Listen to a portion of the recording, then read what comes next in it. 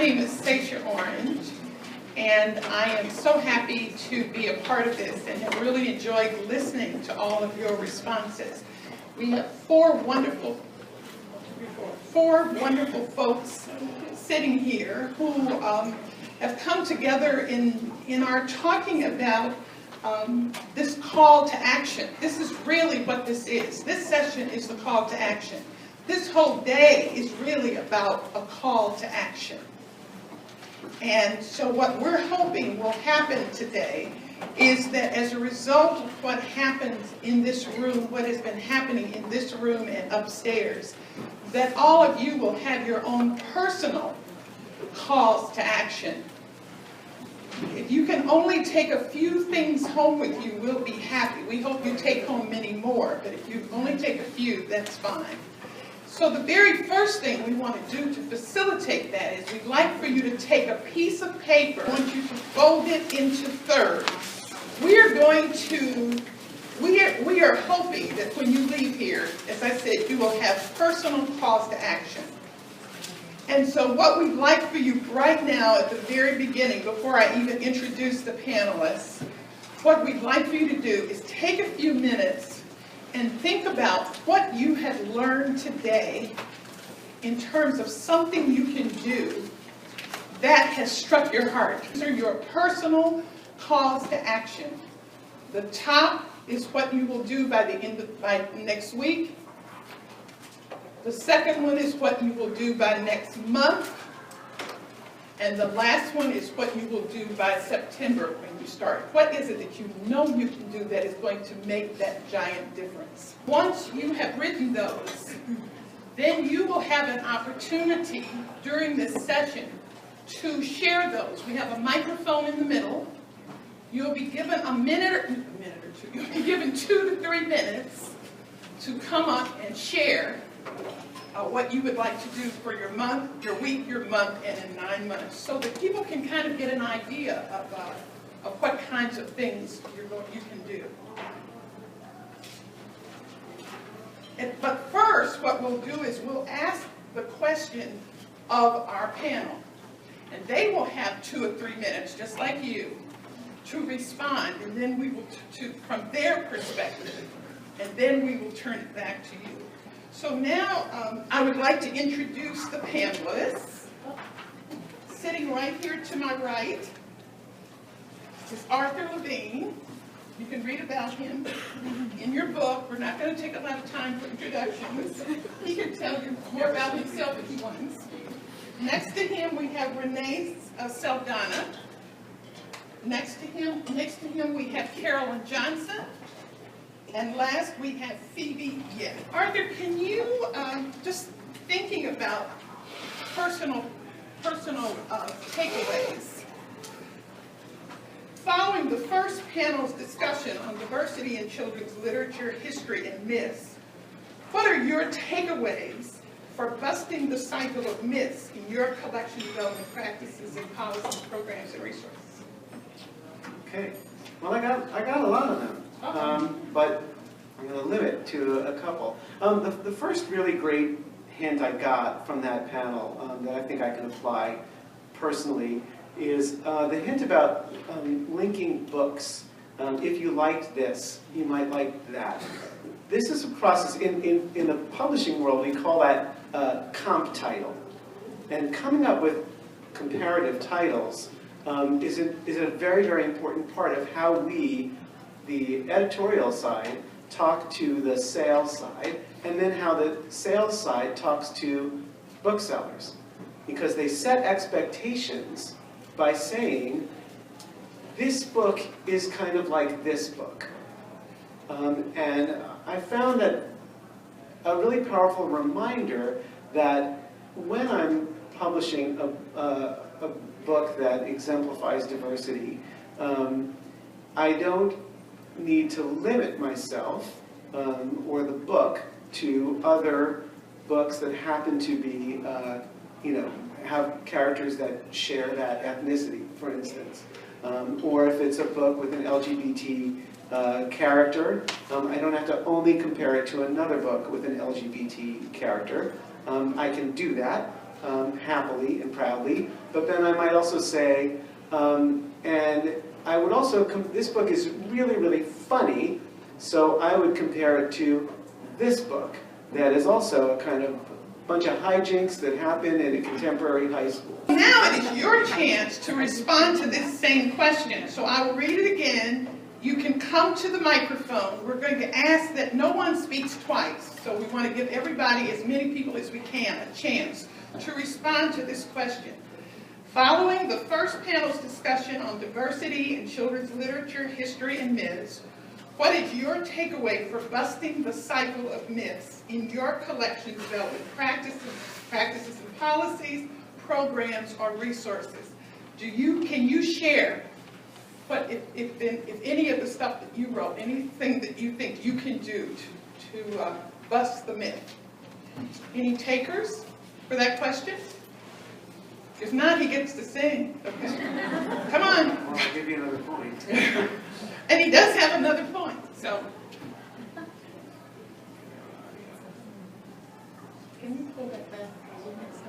Oralia Garza de Cortez. I think the myth that I wanted to bring up is, the myth that I hear mainly from publishers, unfortunately, is, or librarians for that matter, is those people don't read. And they're talking about us, the Latinos.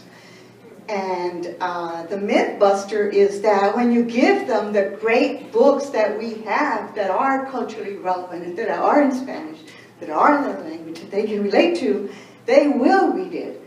And my evidence for that is in 2005, 2006, when Rigoberta Menchú came to Los Angeles for Feria del Libro. And the lines, I kid you not, the lines were blocks long of people standing in line to get her signature because it meant that much to her, to them. So that's the myth, and that's how you break it. Thank you. Wonderful. Hi, I'm Starla Tronica, and my myth buster that I heard this morning was Jean Yang reminding us that graphic novels aren't all about white men in tights. And so this year at the summer reading program, the nationwide summer reading program is about Unmask the Hero in You. So this is a great chance for us to showcase those books. All right. So my summer reading list is going to be full of graphic novels with all kinds of heroes. Wonderful, and that's something you will do by September. Thank you. Thank you. I'm Wendy Lamb from Random House, and KT was busting the myth about, like, what can I do? I'm just a librarian. And she said, as a librarian, you have so much power to put a book into a child's hands. Kids want and say, this is a good book. Children want a good book. Thank you, KT, wherever you are. All right. Anybody else have any myth busters? You want to do another? You want to talk a little bit more? Point you got two. one more section? Yes. Another action point that I got was to, when I very commonly, when I'm looking at illustrations in the dummy process of making a picture book, I will very often ask the illustrator questions about those pictures. And in particular, if the pictures show up and they're all white, I've gotten it's a very common thing for me to say, so can you tell me why this school is all white? You know, is that deliberate? Like, are you making a statement about the school? And what I was reminded of today was that that question should not just be about race, but it should also be about ability. And I should say, can everyone walk, without aid in this classroom? Does everyone have the same abilities? And do might you just tell me how you see this school, and maybe if you see it differently, maybe you should make some changes.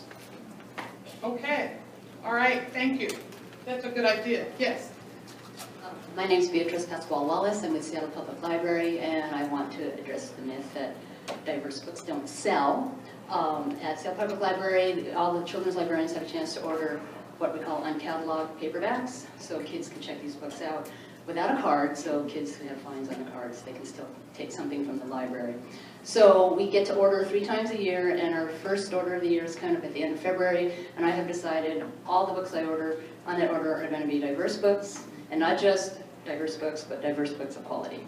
My name is Irene Smalls, and I'm a children's author. One of the things that came out in our session for the end was not to look at publishing as a monolith, but to be able to drill down and recognize that children of color are not going into publishing as a field.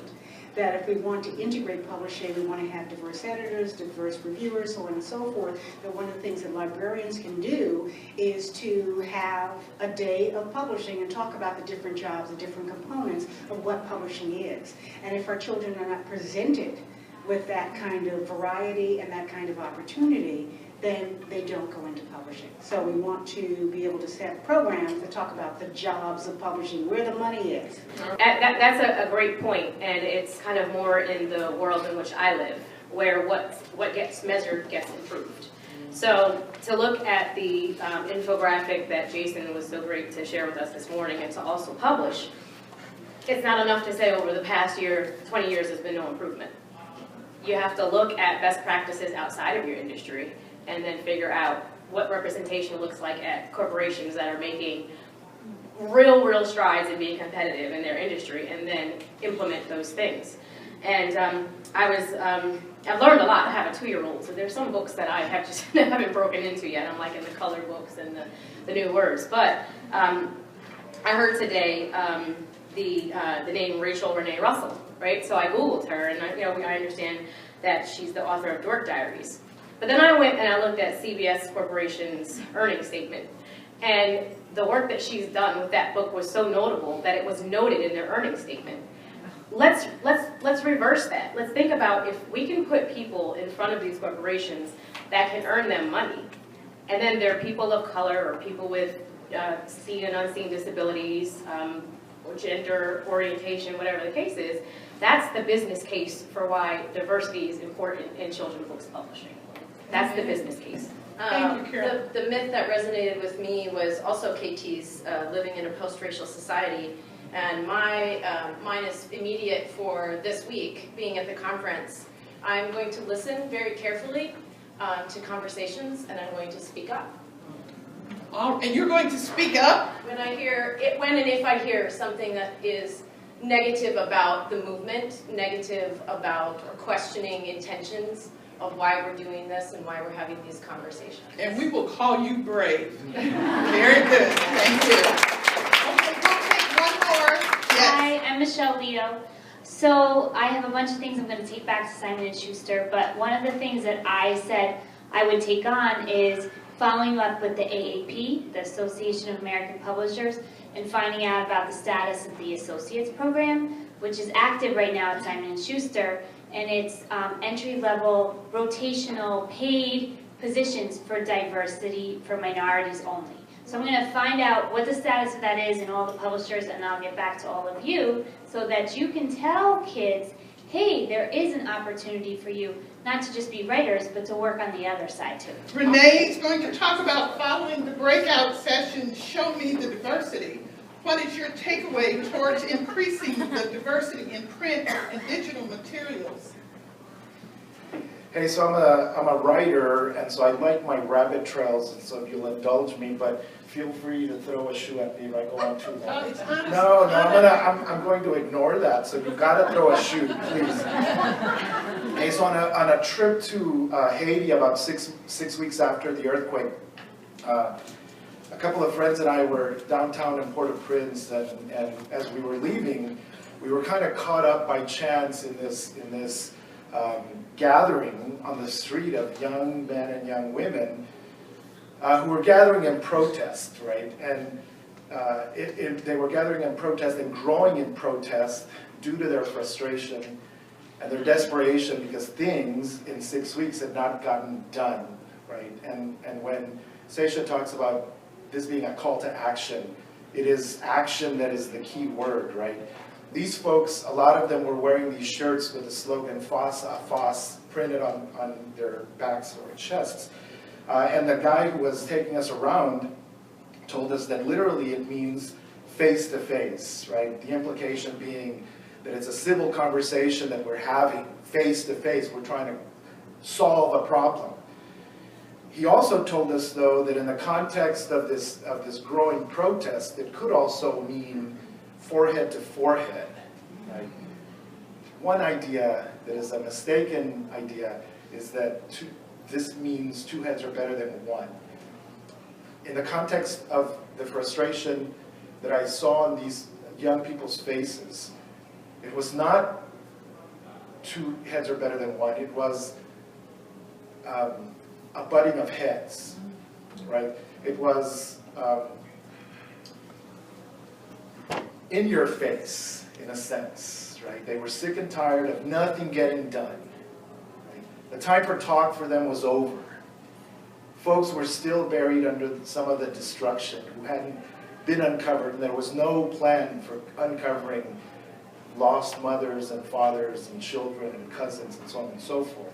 Right? There were no homes except for the 10 cities that we've seen on the news that are still there. Right? And so what I learned from that time, right, was that there was this urgency for them that caused these folks to come out of seemingly the woodwork. But they grew in force, and they did cause change, right? They knew what the call to action was, and they acted on it, right? And so I think for us, those of us who are concerned about our children's literacy, and we all are, right, the urgency is very similar. I mean, the question is, how many more generations of children, of color in particular, are we willing to lose to illiteracy? And the answer, I know, because I'm preaching to the choir, right, is none, right? So talk is one thing, do is something completely different, right? Do is action. Our kids need do from us, not talk. So here are the 3 takeaways from one of my breakaway sessions. Number 1 from Anita Medina from NEA, and I'm paraphrasing, and so Anita, if I get you wrong, please correct me. But I'm a writer, so I'm creative, right? She said, in essence, we cannot sit idly by and do nothing. Right? Tim Tingle, who was there leading a panel too, is an advocate for local activism.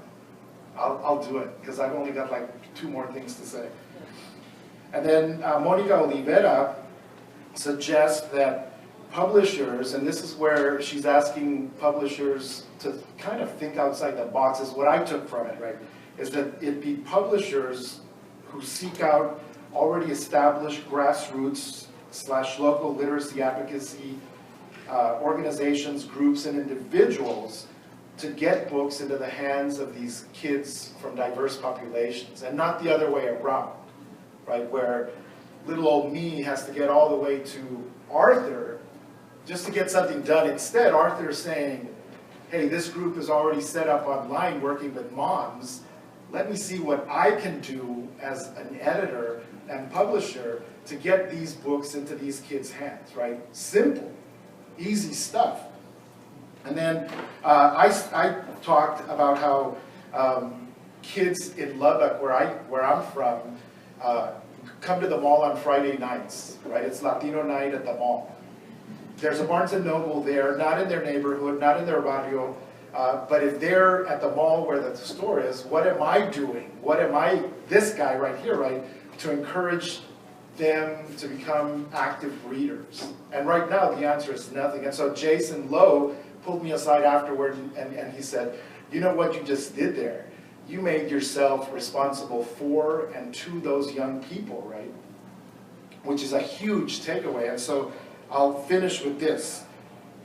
No, don't throw the shoe. I swear I'm done. My takeaway. This guy, just sing a song. Shut up and sing. So my takeaway from today is a takeaway that is in the form of a question that I'll ask you too. What practical, observable, measurable action can I take, not next week, next month, in the next 6 months or whatever, but even tomorrow, what will I do to affect academic and literacy success in the children who live right next door to me in Lubbock, Texas, where I live with my own children, who are literate because they're in a home where we do care about books, right? And so there you go. What is it that you have either on your list or that you want to share that you can do? I'd actually like to do something right now. I'm Lydia Bryseth, Coleraine, Colorado. And Janet Wong and Sylvia Vardell are have published a new series of poems called the Poetry Friday Anthology. The idea being Friday is fun, poetry is fun, and they have a little 5-minute exercise you can do. But they were very intentional about including diverse poets in the collection. René is included, Pat Moore is included. Is anyone else here included in the? Okay, so they're aligned both to Common Core and to the Texas standards. There's elementary school, there's middle school, there's science, there's a holiday one coming out, and it's published, it's available now, and so I'm sharing this all with you as something that you can have available. A poem is a great, quick thing to do, and they're already compiled. You don't have to do the work of going to find someone to fit that particular need that you have or that particular community. So can you give us the title and the author again, please? Poetry Friday Anthology. And it's compiled by Janet Wong and Sylvia Vardell, Vardell.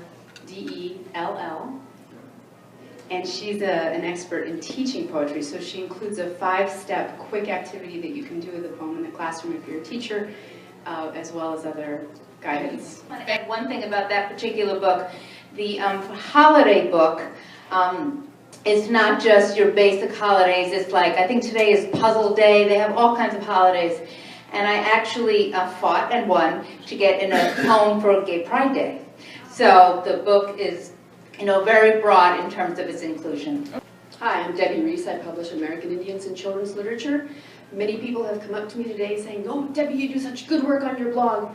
And I'm glad that you say that to me, but doggone it, I need you to do that work too. I need you not to just read my blog or read my post and say, "Yeah, you're right about that." I need you to take that information and do something with it. Because I am tired of calling out writers who give us every year stereotypical depictions of Native people in starred books.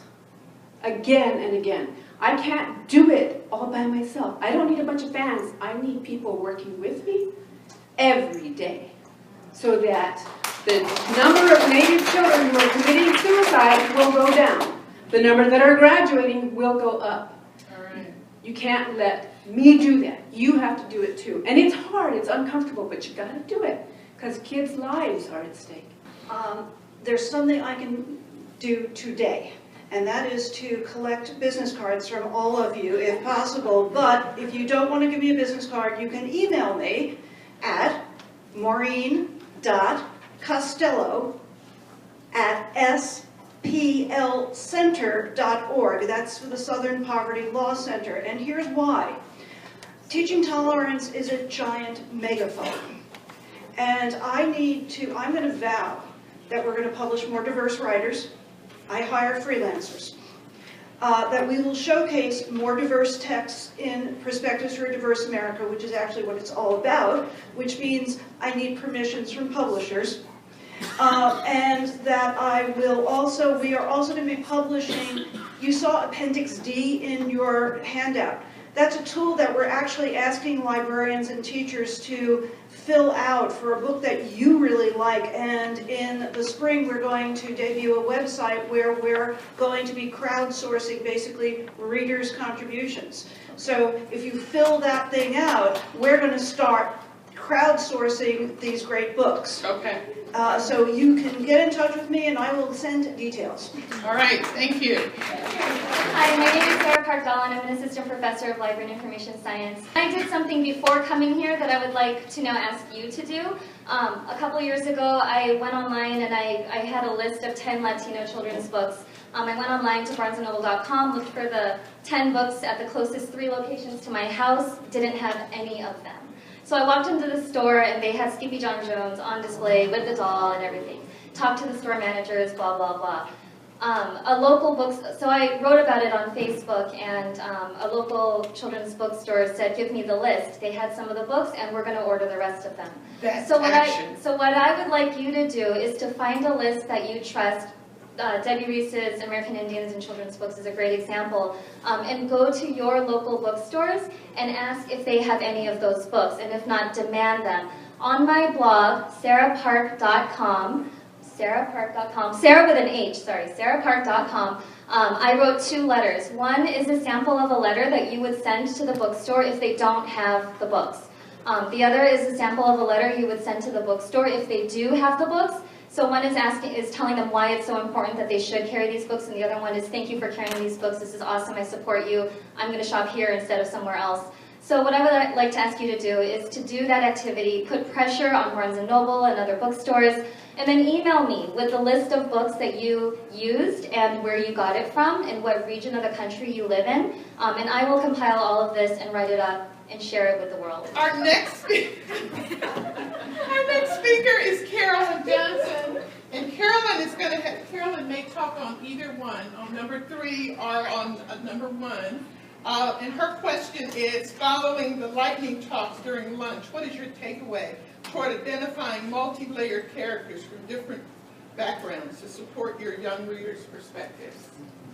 Well, I first have to say that I enjoyed the lightning talks a great deal, and I believe the main reason why is because I felt like sitting in the back of the room, I was able to witness a lot of aha moments.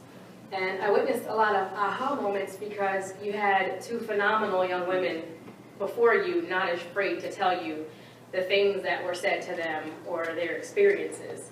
And it's not like you were wrong for not understanding that they experienced it, because you're not them. But that made it all the more clear why what you do every day is so important. So, I mean, that was just great. And I had a lot of other things to say between the morning session and then the first breakout and then the lightning talks, second panel, and then now.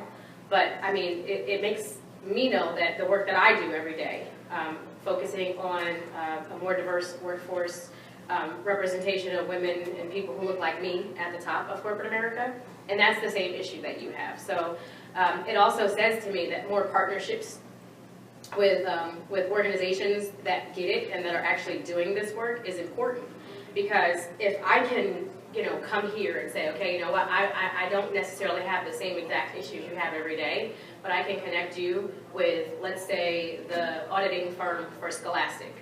It's Ernst & Young, and they're one of DiversityInc's top 50 companies. And they actively provide information on best practices in diversity management to all of their customers. But if you didn't know that, you wouldn't know that they're a resource to be able to go to. So I've said to myself today that that will be my role, not to look at the industry and try to say what's wrong with it, but to say, okay, you know what, here are some resources. And that seems to be like, if I was doing a word cloud, that has been like the largest word or phrase today, and that's resources. Everybody wants to know, well, what are the resources and where can we put them so that we can all share in them? And so I really do see my role, now having been invited by the CBC for the second time, I get it now. I understand how I can help. And another takeaway that I had is that it really is going to become clearer and clearer and clearer every day that my daughter, my nieces, my nephews, all the children that I care about need to see themselves in books, but they also need to know it's okay to see other little kids, because the other little kids are beautiful just like them. So it shouldn't be an overwhelming bookshelf of just small black kids or small Latino kids or whatever the predominant culture or ethnicity is in that home. It shouldn't just be that. And from our last session, we wrote down different solutions to problems.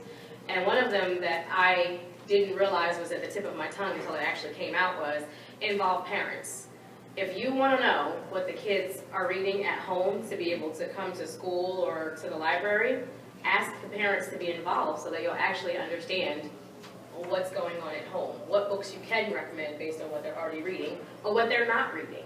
So I hope I answered that question number 3, and I hope that the takeaways that I had to share were helpful and appropriate. We had 3 wonderful women from the publishing industry speak. 2 of them were women of color, and both of them edit books of multicultural books. Are there any women of color, or men of color, but we all know this is a publishing industry, are there any people of color who don't edit multicultural books? Or is it when you go into the publishing industry, are you therefore the person who represents the diversity in the publishing industry? Is it possible to go into the publishing industry, be a non-white person, and not be a representative of diversity with a big D? I can answer that. For me, it was yes. I work at a publishing company now. We do other things, but prior to that, I worked at Advanstar, and I was in their pharmaceutical and science group. And diversity, what is that to them? I'm talking about the publishing industry.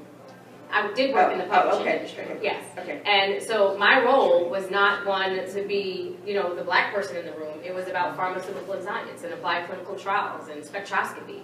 So I'm saying to you, for me, yes, it was possible to go in and not be the multicultural representative. How about in children's publishing? Okay, my name is Phoebe, and I've been in children's publishing for 30 years, and I've done both. I have acquired and edited and published books that would be called multicultural books, and I have also acquired a series like Big Nate. I think most editors and publishers of color would say we're happy to do both.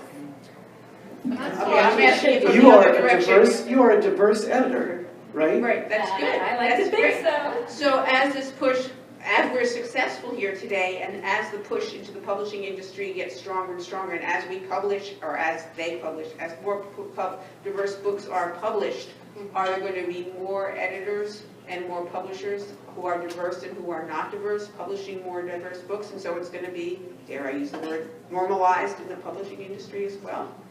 I have lots of Caucasian colleagues who publish excellent multicultural books. So I think that, I think we just want to be respectful to the process and people who are making the books. I think people they're very passionate and committed. They try to do the right thing. I'm not saying we always get it right.